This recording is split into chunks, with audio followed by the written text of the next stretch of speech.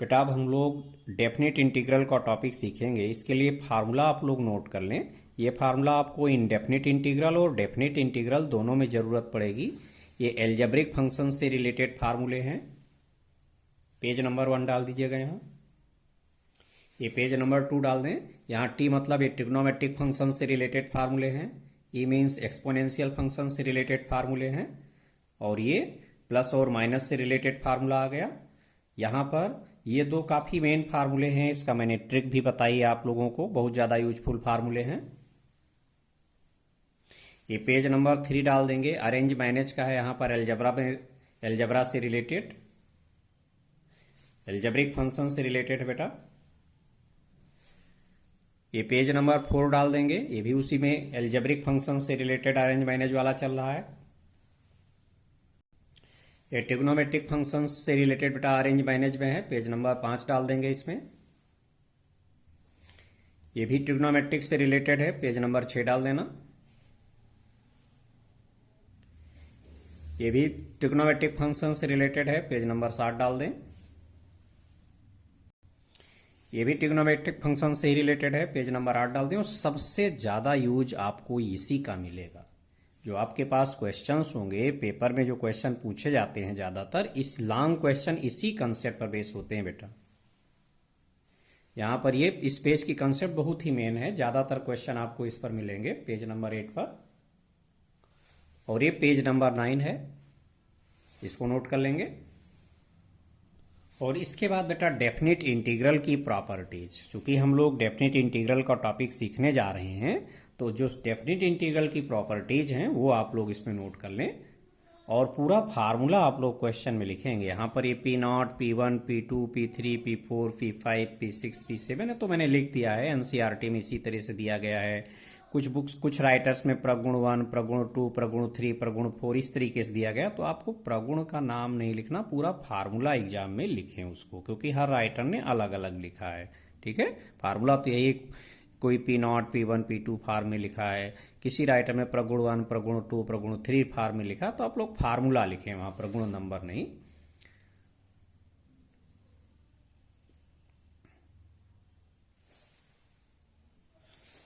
अब कुछ बच्चे सोचेंगे कि इतना ज़्यादा फार्मूला हो गया है कि हम इसको तैयार कैसे करेंगे, अपने आप तैयार हो जाएगा। इसमें कुछ फार्मूले बहुत ज़्यादा यूज होंगे, जिन पर लॉन्ग क्वेश्चंस बनेंगे, उनकी संख्या बहुत कम बेटा। ये तो मैंने जितने मेन टॉपिक्स थे, जितने मेन टाइप के क्वेश्चंस बनेंगे, हम लोग कैसे उसमें दिमाग चलाएंगे, वो सब हमने आपको यहाँ पर लिखा दिया कि आप इतना तैयार कर लीजिए। आपको इंटीग्रेशन में फुल कॉन्फिडेंस आ जाएगा, कहीं कोई डाउट नहीं रहेगा, ना आपको क्वेश्चन को रटना पड़ेगा। सारे टाइप आप यहाँ से पूरे के पूरे तैयार हो जाएंगे। अब यहाँ टॉपिक का नाम है डेफिनेट इंटीग्रल। इंटीग्रेशन सभी बच्चे जानते हैं कि इंटीग्रेशन में क्या वर्क होगा बेटा। इंटीग्रेशन का मतलब होता है जोड़ना, कंबाइन करना। और जोड़ने को इंग्लिश में आप क्या कहते हो? समेशन। समेशन का पहला लेटर क्या होगा? एस। इसी एस को आप खींच दीजिए, इनलार्ज कर दीजिए, तो इस तरह से बनेगा ना। यही है इंटीग्रेशन का साइन। इंटीग्रेशन का साइन इस तरह से क्यों बनता है ये मालूम चल गया? क्योंकि इंटीग्रेशन का मतलब क्या होता है? इंटीग्रेट का मतलब होता है जोड़ना, कंबाइन करना। और जोड़ने को इंग्लिश में क्या कहते हो? समेशन, सम। उसका पहला लेटर क्या होगा? एस। इसी को आप खींच दीजिए, इनलार्ज कर दीजिए, तो आपको इस तरह से चिन्ह बनेगा। अब आपको मालूम चल गया कि इंटीग्रेशन का साइन इस तरीके से क्यों बनता है और किसी तरीके से क्यों नहीं बनता, क्योंकि ये इसी एस का इनलार्जमेंट है। ठीक, ये इंटीग्रेशन, यहाँ कोई फंक्शन आ गया f(x) dx। यहाँ पर बेटा कोई लिमिट नहीं दी गई है, तो इसको कहोगे आप इनडेफिनिट इंटीग्रल। क्या बोलेंगे? Indefinite integral. और जब यहां पर कुछ लिमिट्स दे दिया जाएगा a to b f(x) dx। ठीक, अगर हमें यहां पर इंटीग्रेशन सीधे हो रहा है, कोई लिमिट्स नहीं दी गई हैं, और यहां इंटीग्रेशन हो रहा है बिटवीन द गिवन लिमिट्स, दी गई सीमाओं के भीतर अगर हम समाकलन करेंगे तो उसे निश्चित समाकलन कहा जाएगा, डेफिनेट इंटीग्रल कहा जाएगा। डेफिनेट इंटीग्रल की डेफिनेशन समझ में आ गई? पूछी तो जाएगी नहीं, लेकिन आपको आना तो चाहिए कि डेफिनेट इंटीग्रल क्या होता है, इनडेफिनेट इंटीग्रल क्या होगा। तो इनडेफिनेट इंटीग्रल में आपको कोई लिमिट नहीं दी गई होगी। जब आपको दी गई सीमाओं के भीतर इंटीग्रेशन करने के लिए कहा जाएगा तो उसको क्या कहा जाता है? Definite integral. ठीक। जैसे यहाँ ए टू बी, ये इसको कहते हैं लोअर लिमिट, इसको कहते हैं अपर लिमिट। यहाँ जनरली छोटी संख्या होती है और यहाँ बड़ी संख्या होती है।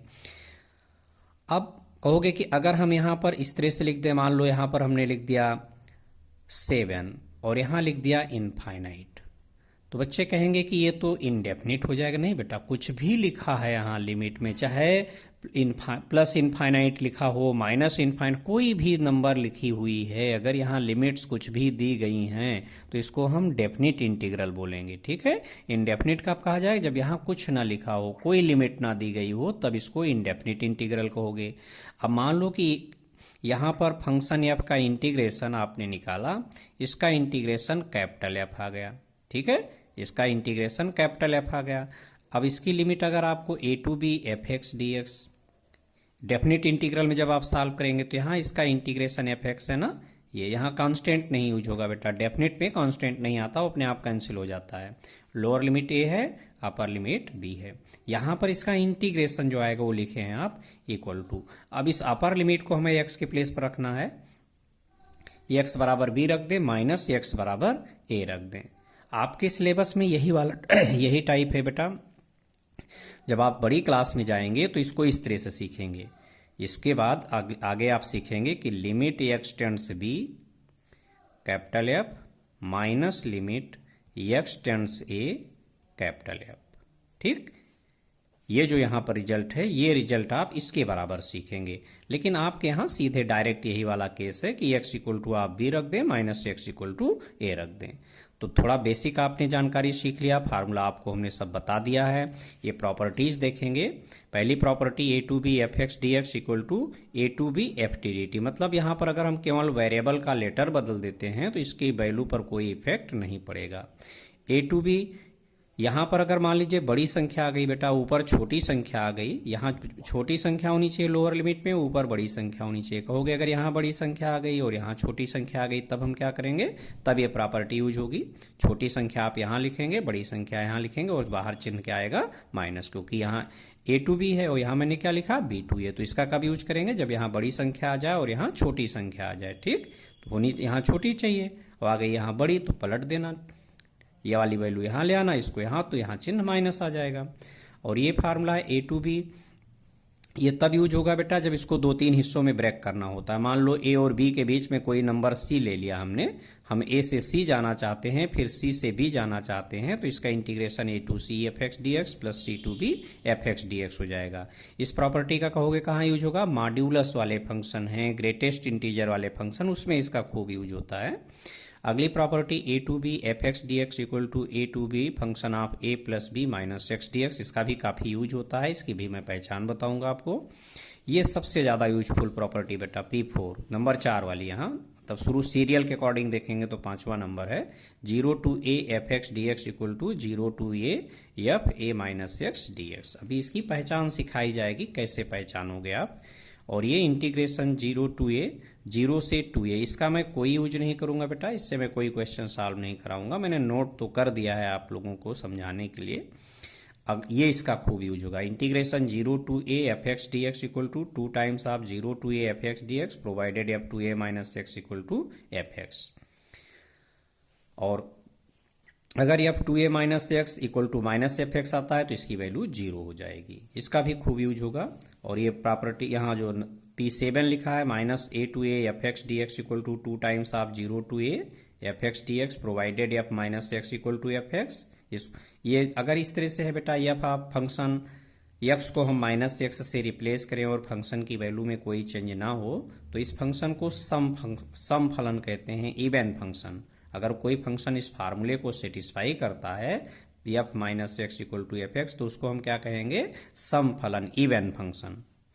और अगर F minus X equal to minus F X को हमारा फंक्शन सेटिस्फाई करता है तो उसको हम कहेंगे विषम फलन, ऑड फंक्शन। और अगर ना इसको सेटिस्फाई करेगा ना इसको, तो हमारा फंक्शन ना तो इवन है और ना ही ऑड है। तो अगर हमारा फंक्शन इवन है तो ये फार्मूला लगेगा, अगर हमारा फंक्शन ऑड है तो ये फार्मूला, आंसर सीधे 0 हो जाएगा। काफ़ी यूजफुल है, इनका काफ़ी एप्लीकेशन होगा।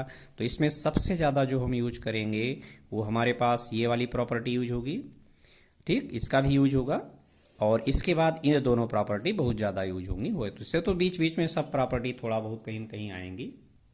अब यहाँ पर आपको वेरिएबल भी पहचान आना चाहिए बेटा, यही वेरिएबल यहाँ जो लेटर यहाँ बना होगा वो वेरिएबल होगा और सभी लेटर कांस्टेंट होंगे। अब आपको मैं इस प्रॉपर्टी की पहचान बता रहा हूँ, इसकी 0 से a और 0 से 2a, मैं एक साथ दोनों की पहचान बताऊंगा, ठीक है। ये 0 से a और 0 से 2a दोनों को अच्छे से सीखिएगा। चलें पहले हम क्वेश्चन बेसिस सीखेंगे, तभी समझ में आएगा, ऐसे नहीं समझ में आएगा। तो आप लोगों ने कंसेप्ट के पेज में पेज नंबर जरूर लिख लिया होगा, जिससे कि हम पेज नंबर बोलते जाएंगे, आपको पेज छांटना आसान होगा, क्योंकि 9 पेज में कंसेप्ट है और इसको मिला के 10 पेज हो गए। अब बेटा इस प्रॉपर्टी की पहचान सीखेंगे कि ये प्रॉपर्टी हम कैसे पहचानेंगे। यहाँ तो पहली पहचान तो यही कि नीचे 0 लिखा होगा, ठीक है, ऊपर कोई वैल्यू दी गई होगी। तो हम क्या करेंगे, जो हमारा फंक्शन दिया है वेरिएबल आप पढ़ लोगे यहाँ से, मान लो वेरिएबल x है, तो क्या करेंगे इस फंक्शन में हम x को अपर लिमिट -x से रिप्लेस करेंगे, ठीक है। और जब भी ये प्रॉपर्टी लगेगी तो हमें जनरली जोड़ना होगा, ठीक है। हमको क्या करना पड़ेगा, जो हमारा ये यहाँ पर इंटीग्रेशन दिया है इसको हम कैपिटल I मान लेंगे और इस प्रॉपर्टी को लगाने के बाद जो वैल्यू आएगी उसको नंबर 2 मान लेना।